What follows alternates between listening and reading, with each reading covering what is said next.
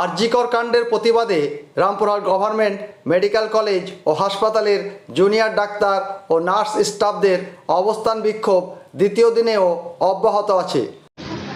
আমরা সবাই জানি যে আরজি করে কীরকম জঘন্যতম একটা ঘটনা ঘটেছে, যেখানে আমাদের কর্মরত একজন সেকেন্ড ইয়ার পিজিটিকে ধর্ষণ করে খুন করা হয়েছে।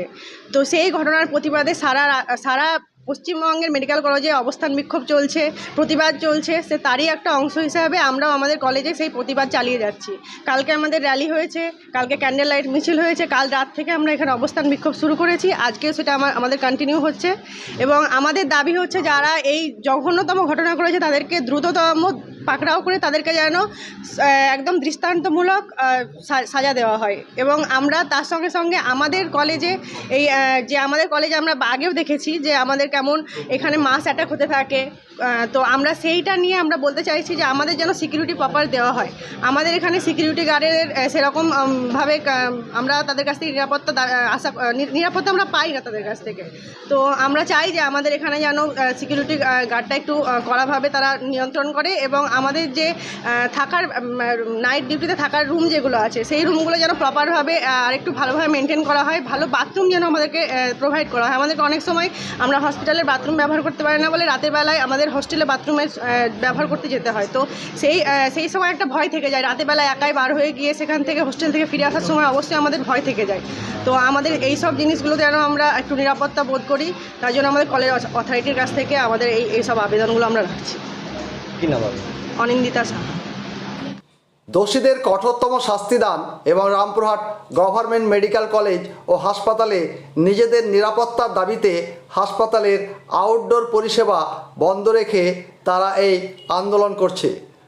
শনিবার রাতে দেখা গেল হাসপাতালের ইমার্জেন্সি বড় গেট আন্দোলনকারীরা বন্ধ করে দিয়েছে।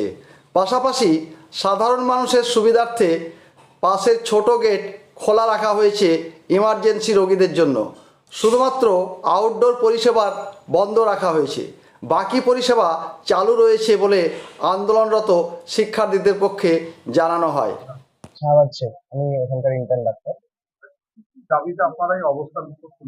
আপনারা সবাই জানেন, আশা করছি, যে গত দুদিন আগে আরজি করে যে বর্বরচিত ঘটনাটা ঘটে গেছে, একটা মহিলা ডাক্তারকে খুন এবং ধর্ষণ করা হয়েছে, তার বিরুদ্ধে আমরা সোচ্চার হয়েছি।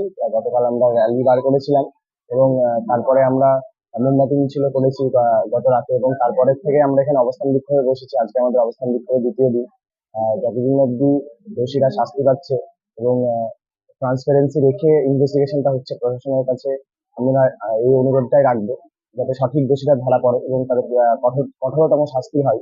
এবং তার সঙ্গে সঙ্গে আমাদের রামপুরহাট মেডিকেল কলেজের যে নিরাপত্তা নিয়ে, আমাদের ডাক্তারদের নিরাপত্তা নিয়ে যে গাফিলতিগুলো আছে, এখন অব্দি আমরা বারংবার জানিয়েছি কর্তৃপক্ষকে, তারপরেও সেগুলো কোনো সুরাহা হয়নি এবং কর্তৃপক্ষ আমাদেরকে এখনো কোনো নিরাপত্তা নিয়ে সঠিক আশ্বাস এখনো অব্দি দিতে পারেনি। সেই নিয়ে আমরা বসেছি, অবস্থান বিক্ষোভ করেছি।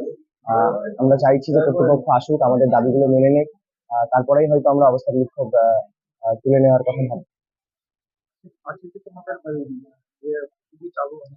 না, আজকে তো রবিবার, আজকে ওপিডি বন্ধ, বাট আজকে আমাদের এমার্জেন্সি পরিষেবা চালু আছে। প্রত্যেকটা ওয়ার্ডের যে এমার্জেন্সি পরিষেবা সেগুলো চালু আছে, আমাদের জেনারেল এমার্জেন্সি চালু আছে, ওপি চালু আছে, লেবার রুম, এসএনসি যেগুলো এমার্জেন্সি সার্ভিস, সেগুলো সব চালু আছে। আপাতত আমাদের যেমন সার্জারি মেডিসিন ওয়ার্ডে প্রপার অনকল রুম নেই আমাদের ডক্টরদের জন্য, ইন্টার্নদের জন্য কিংবা পিজিটিদের জন্য প্রপার অনকল রুম নেই, প্রপার বাথরুম নেই।